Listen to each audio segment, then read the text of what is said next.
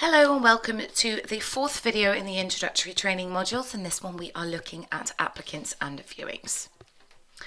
Just to show you what we're going to go through in this video, we're going to think about adding applicants, then looking at adding an applicant as a potential vendor.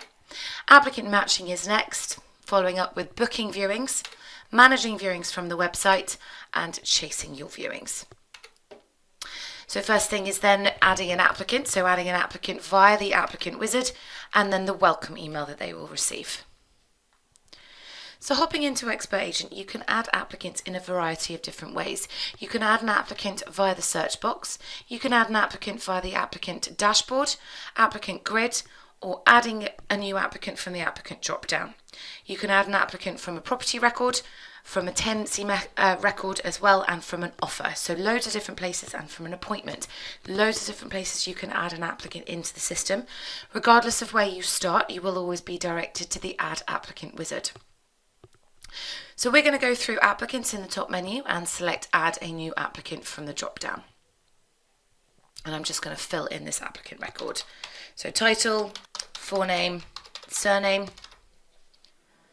and the salutation, really useful for your output purposes, so make sure that your applicants do have a salutation field set.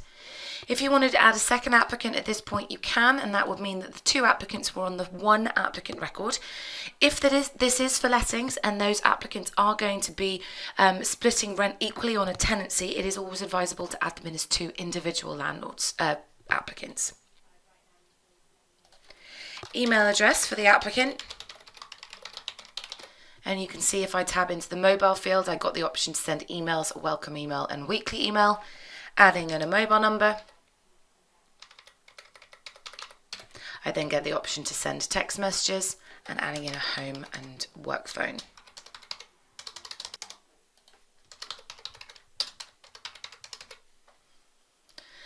I then got the address, which is just a case of a postcode lookup, so I'm just going to type in the postcode in here and select which option I wish to use from the drop down.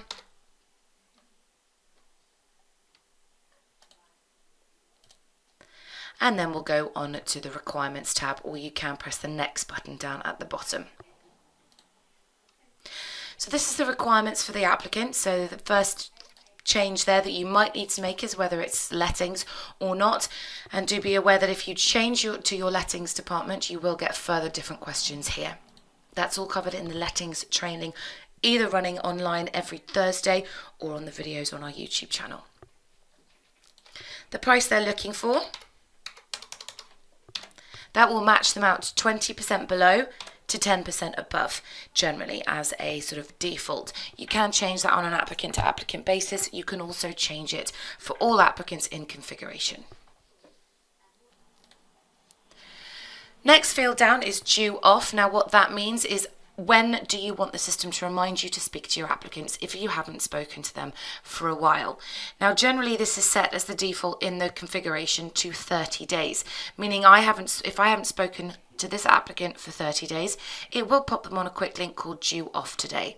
It means due off the mailing list, but it doesn't untick any of their contact preferences or mark them as inactive. It literally just pops them on this quick link to say you haven't spoken to this person for 30 days, you might want to speak to them now. You've then got the minimum beds field, so I'm going to put in 2 in there, and I'm not going to touch the maximum bed field. So what we've got here is property type, style and ages, and those are generally all defaulted to be everything. If you want to change that, you can. For example, if they don't want a bungalow, you can untick bungalow. Underneath that, you've got the Essentials 1, and those are the essentials for sales. Now, we spoke about those in the valuations and appraisals video. I'm talking about your essentials. You get a different list for sales as you do for lettings. Now these are our sort of example essentials for sales, and anything I do tick here, you do need to be aware that it may be reducing what my applicant's going to get matched out to. So generally, as a rule of thumb, tick as many as possible on a property record and as few as possible on an applicant record. We've then got the locations they're looking for, which are the default locations, which generally is set to everything, but you can change what the default locations is in your configuration. Again, you've got next down at the bottom or status and notes up at the top. And that gets us onto the status and notes page. What we've got here, the first four, are example of our applicant status prompts set in the sales department. So the applicant status prompts gives you the option of having up to 5 different drop-down questions per department. So 5 for sales and 5 for lettings. So what we've got here is just examples. So you've got the own house question. They are a potential vendor because they are moving within our area, but their property is within our area as well. Mortgage quotes were not needed. Free valuations are, we're going to say, a range evaluation because they actually want us to come and value their property as well. Possible part exchange is not known. You then got the standard inquiry sources, which you can set in your own configuration as well, and the inquiry method. Notes then regarding the applicant, so I'm going to put things like would prefer a garden, but it's not essential, works full-time, so please use email as first point of contact as can't always answer the phone. Next, or the last page of own house.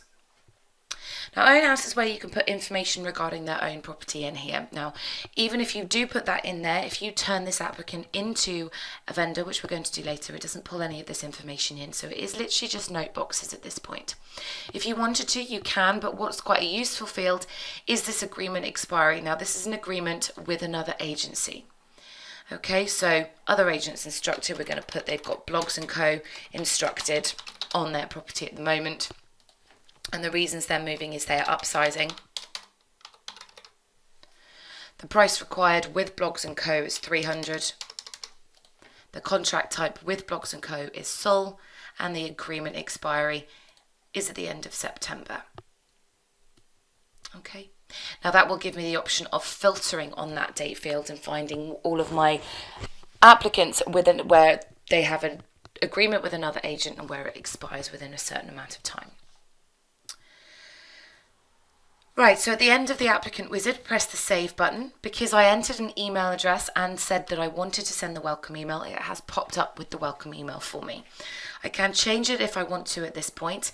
I can also close it down if I don't want to send it, or I can press the send button down at the bottom, a little paper aeroplane, and that sends the welcome email and creates my new applicant record. So if you have got the welcome email turned on and you are sending it, this is the example of what they will receive. So up at the top, you've got our logo here. You've then got their salutation field, which is why it's really important to set a salutation field on an applicant record. They've then got the blurb of the welcome email, which you could have changed once you added that applicant in. And then at the bottom, you've got 2 links here. Now, links on the standard email, this one will say click here to view properties that match your requirements, and this one will say click here to view your requirements or change your requirements. Why ours will look slightly different to how yours will look is because ours is the customized emails. Now, these are a chargeable feature charged at £350 plus VAT for the welcome email, the weekly email, and the match email.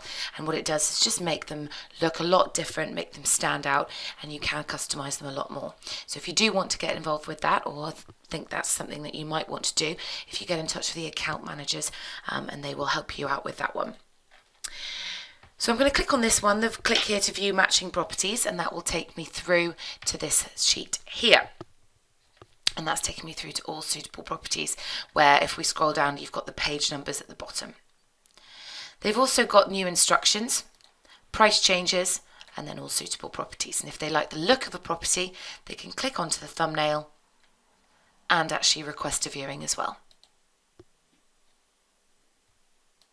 So they can put the time in themselves, what time that they want the viewing, and press the send button. Now what that will do is it does not confirm the viewing, it's just sent the request, and we'll look at how you check those requests later on, but it is really, really important that you do check those requests. There's nothing worse for an applicant is requesting a viewing and nobody ever getting back to you. The second link on your emails will take them through to this page here, the Your Requirements tab, where they can change their requirements if they need to and leave any notes for you. And they've also got the option to save details. They've also got the unsubscribe page as well, where they can unsubscribe via email, post or text, or completely unsubscribe from your register. making them inactive.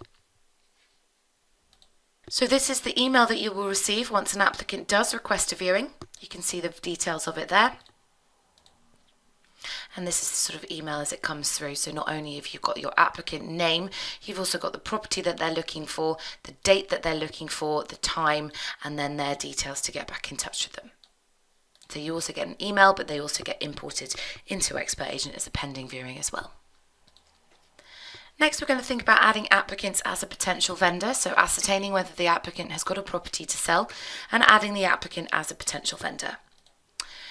So we ascertained whether they had a property to sell when we added them into the system, which is why their own house question answer is potential vendor, because they are possibly a vendor with us, even though they're an applicant.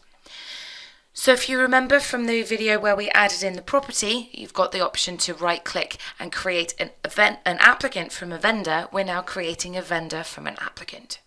So on the action menu, fourth from the bottom, you've got the option here to create a property.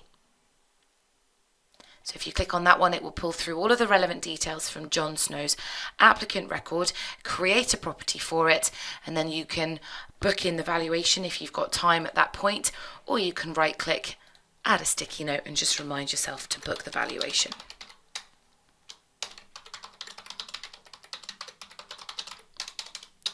To book valuation by, we'll go with the 28th.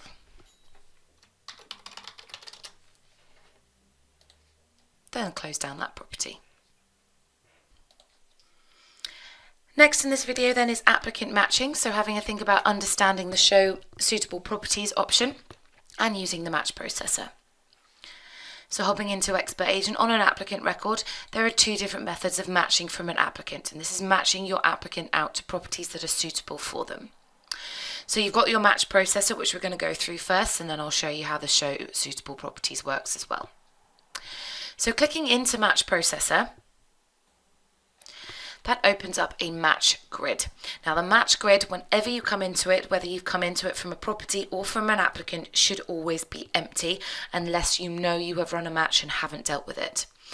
The reason why it should always be empty is because there should never ever be any pending matches on an applicant record or a property record. All the matches should be dealt with as you are actually running that match. So first thing we're going to do is right click on this match grid and right click and select new match. Do be aware this is a grid, so it has got the right click, but you've also got the option to choose a column from here as well. So we're going to select new match. We're going to include properties for which details have already been sent. This is a new applicant, but just in case, just to kind of make sure that an applicant is getting something twice rather than not at all. And most importantly, clear filters on running a match. Really important that you do that so that you are clearing those filters and seeing all of the matches, and none of your matches are getting hidden behind any filters that you've inadvertently put on there. Press the save button. It will come back and tell you how many properties it's found suitable for that applicant. So opening up your information panel, the tooltip up at the top, you can scroll down the property column and have a look at the snapshot of that information about the property in the top left hand corner there of the tooltip. Any that you don't want to send to them, you can untick by just ticking on the tick on the left hand side. Once you're happy with that, unticked all the ones that you don't want to send, you always need to remember to right click and reject your excluded. So we have excluded those ones that we don't want to send. We're now going to reject them. Get them out of the grid so they are no longer pending matches, and also they are no longer going to stay on the grid once you've sent that email as a pending match, and then you're not going to be confused if you come into this applicant to match them again later on. So I've got these 4 that I want to send to this applicant, so I'm going to right click, select outputs and click send email. So in the subject then, this is a single email going, or multiple properties going to a single applicant. So we need to make sure that the subject line actually, indicates that.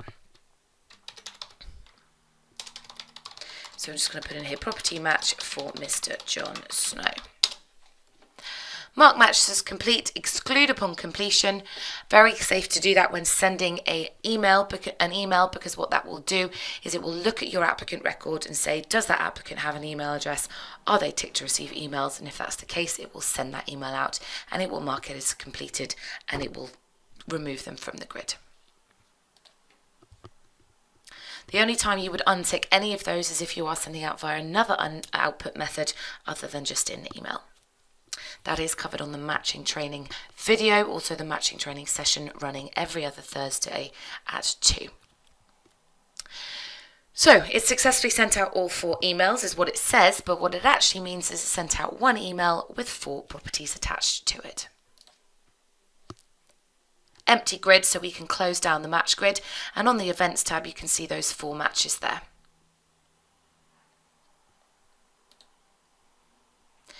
Another way of matching from an applicant is by the show suitable properties.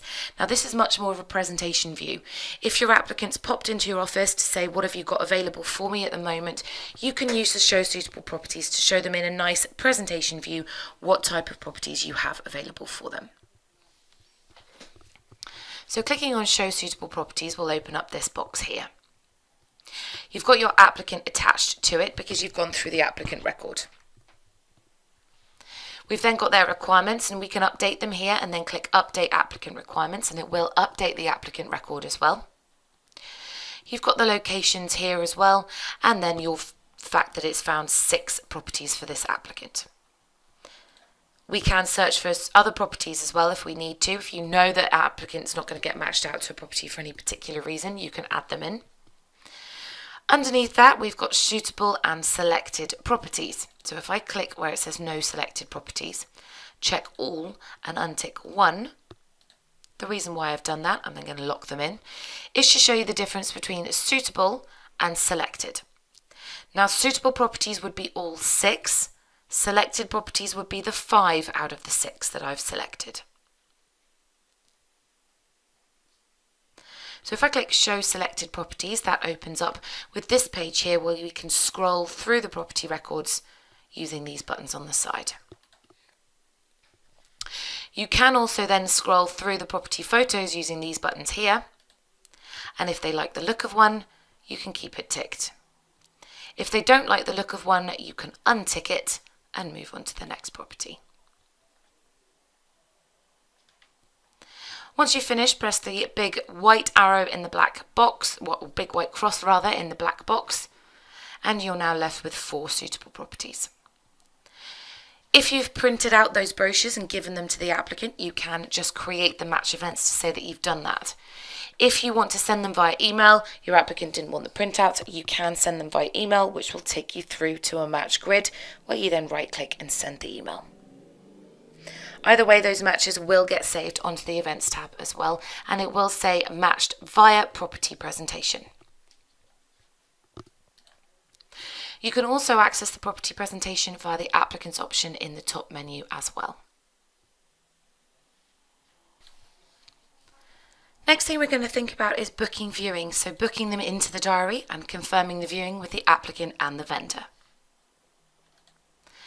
You can book viewings into the diary from the Appointments option in the top menu, so add a new appointment, from the dashboard, from the grid, from the daily diary by right-clicking on the daily diary and selecting viewing, or from the applicant record or the property record, either on the relevant viewings tabs or by right-clicking and selecting new viewing. So if I select new viewing from the applicant record on the action menu, that takes me through to the diary with the diary open on the weekly view. So I'm going to select a time and a date for this viewing. So I'm just going to right click on the diary and select viewing. That's taken me through to the appointment record with viewing selected with our applicant attached already because we went through the applicant record. If I'd gone through the property record, the property would be attached. If I'd gone through any of the options in the appointments section in the top menu, neither of those would be attached. So it is a pending viewing. It is an appointment negotiator as myself. I can add any additional negotiators if I need to and check the availability as well. If there is a corresponding appointment, it will pop up and tell you there's a corresponding appointment with either yourself or your additional negotiator. The appointment start is 10, the appointment end is 10:15 because my default appointment length is set to 15 minutes, but I'm going to set that to half an hour. In the property details, I'm going to click the plus icon here and search for the property that they want to have a look at. So using the wildcard feature, I'm just going to search for the correct property. If I needed to add a new property at this point, I can by clicking the little house icon down at the bottom.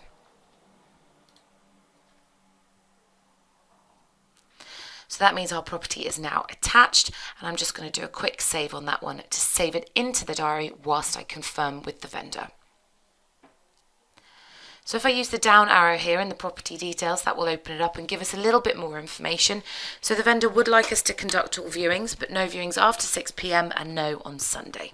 Okay, they'd like at least 24 hours notice where possible. So let's say this one is going in 24 hours before, we can call him using this number here and make sure that this viewing is okay. Now there's a couple of ways to say that you have confirmed this. Of course you can right click on the property and on the appointment rather and send a letter or an email, or you can send this very simple quick email. These are very quick simple emails that you can edit. If you click on the confirm with email button, it does pop up with the email for you to edit very quickly. It will put your logo up in the top and their details up in the top as well, and it will put who the email is from, but you press the send button and that will then send that email out, and you can then tick that you have confirmed it with the vendor.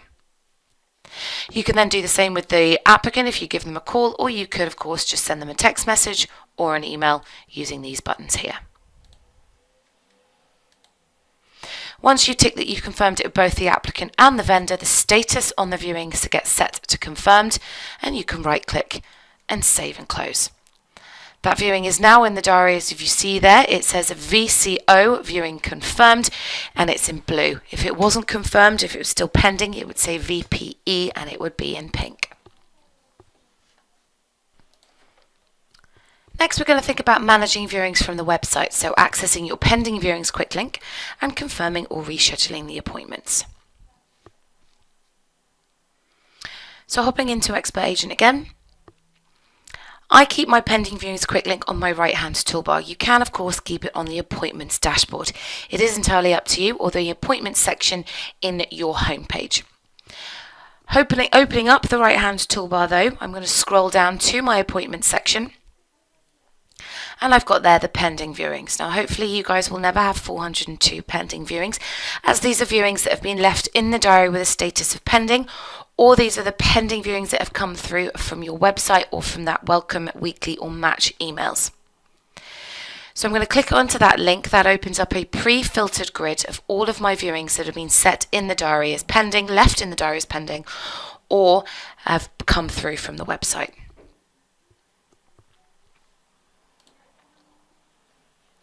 This is the one that I requested from the welcome email. So if I click into that, you can see that it does say applicant viewing request from the website. And what it means by that is that it's from a third party and it's not a pending viewing that somebody has added into the diary and left as pending. The first change I need to make though is to set who the appointment negotiator is going to be. So I'm going to set that for myself. I'm also going to say that that's a little bit short notice, so I'm going to give the vendor a call here and see whether we can do 4:30 instead. Hopefully he will say yes. I'll then give the applicant a call and see whether we can do 4:30 with him, and again hopefully he will say yes. Otherwise you'd need to go backwards and forwards until you get a suitable time. Once you've got a time, you can then change the time using your time picker. Send the confirmation emails if you need to, or if you've actually spoken to them on the phone, you can just click these two buttons to set your status on the viewing to confirmed, and right click and save and close. That then gets removed from your pending viewings quick link, and it is now in the diary down here.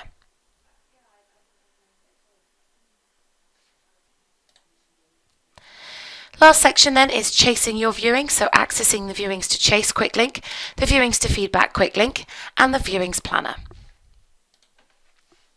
So once again, I keep all of these quick links on my right hand toolbar. So opening up the right hand toolbar and scrolling again down to the appointments section, I've then got viewings to chase. Now if I hover over that, you can see that it says office viewings with a status of confirmed where the appointment has occurred. Okay, so if I click into that one, again, hopefully you'll never have 1,399 viewings that you need to get feedback from. But these are the viewings that I need to get feedback from the applicant for. So if I open up the information panel, this is my viewing here, and it's in the past, so I can click into it and get my feedback. So if I give John a call, I can put his feedback in these notes here. Loved it. Girlfriend is away north until the weekend. We'll chat to her on Saturday and let us know early next week whether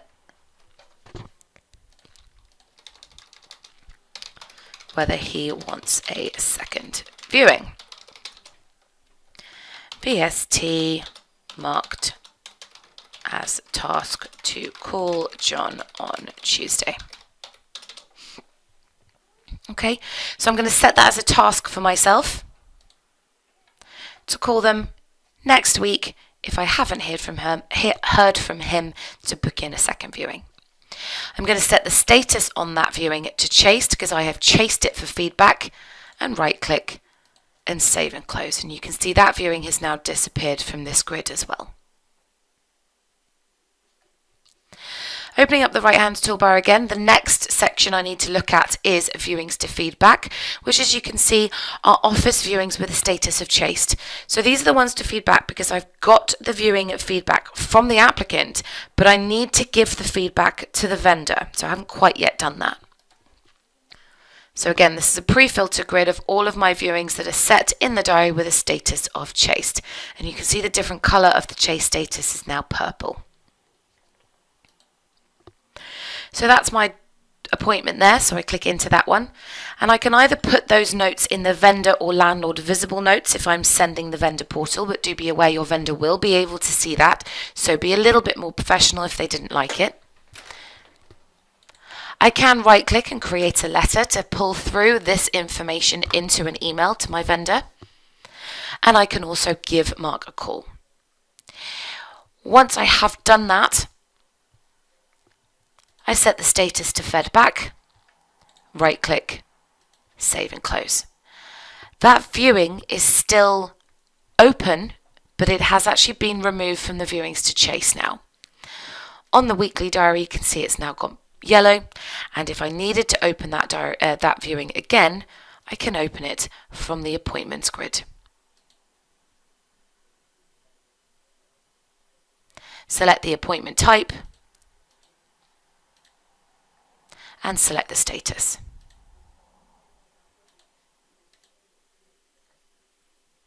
If I wanted to book a second viewing, I can book a second viewing from there by right-clicking, book another appointment.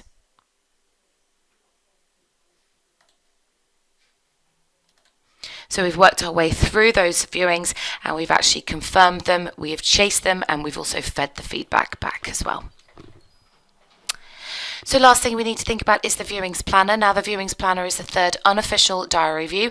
It's held under the appointments section in the top menu, and it's underneath the daily, the weekly, and there's your viewings planner.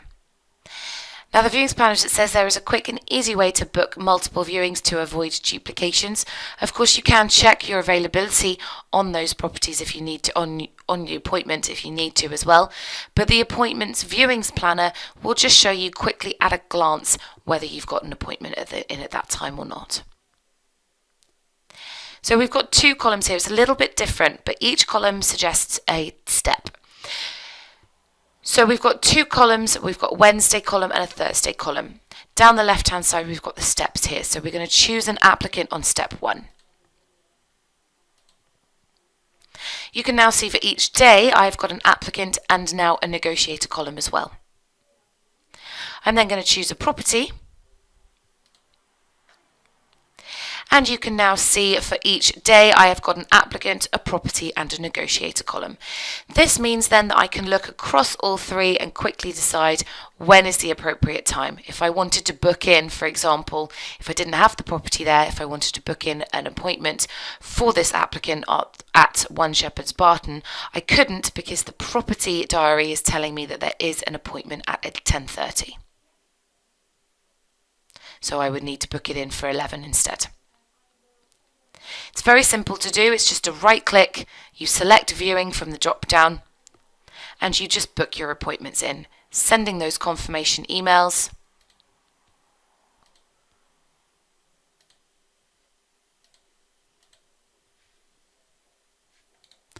And saving and closing.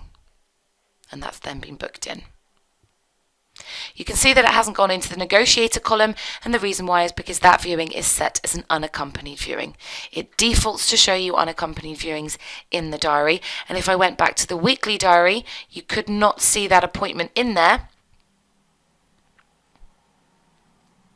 because it is an unaccompanied. So Viewings Planner is the only place that unaccompanied viewings show in the diary. However, any other viewings that we book in, so just change the property here, set the appointment negotiator to myself, and send those confirmation emails. That viewing's now in there as VCO, and if we go back to the weekly diary now, that viewing is in there, whereas the unaccompanied one isn't. So quite a useful tool to remember the viewings planner, especially if you do a lot of unaccompanied viewings and you do need to see them and keep track of them in your diaries. It is up to you whether you use it or not, and as you can see, any appointments that you put in that aren't unaccompanied, so they are accompanied viewings, will show in your other diaries anyway.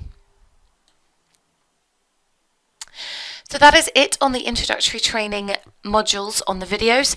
We've also got the lettings training, which, as I said, runs every Thursday morning at 10 and then again at 12, but also has the corresponding videos. And the lettings finance runs every Tuesday morning at 10 with its own corresponding videos as well. The continuation training runs every other week on a Wednesday and a Thursday. Letters and brochures in the afternoon starting at 2 on a Wednesday, and matching and offers on a Thursday afternoon starting at 2. The weeks when continuation isn't running, you've got the expert user training, and those run every other week. Administrator on a Tuesday at 3, manager on a Wednesday at 3, and negotiator on a Thursday at 3. So those are your further training sessions available for you. If you have been doing these practicals alongside with me on the video and you are ready to move out of the training account, you can move out of the training account whenever you want to. Do remember that you do need to hover over Tools in the top menu, select My Profile, and click the button at the bottom there that will now say Get Out of Training. Make sure you're no longer seeing that training logo in the top left-hand corner. Thank you for taking the time to watch the introductory training videos. We really do hope you found them beneficial. There is also the time to do a little bit of a test now, just to prove how well you have been listening to these videos. If you go to www.expertagent.co.uk/training, you get to a table or a page with multiple tables on it. Scroll down to the introductory training table, and from the table on the right hand side, click on the quiz link for the introductory. Click Start New Test, complete the registration form, read the instructions and complete the test. If you do these tests and pass with 75% or above, you are eligible for free one-to-one training with one of the training specialists. So please do have a think about that and do have a go at those tests. It does actually help you highlight where you might feel you need a little bit of further training anyway. But once again, thank you very much for taking the time to attend and watch these video sessions. We really do hope you found them beneficial.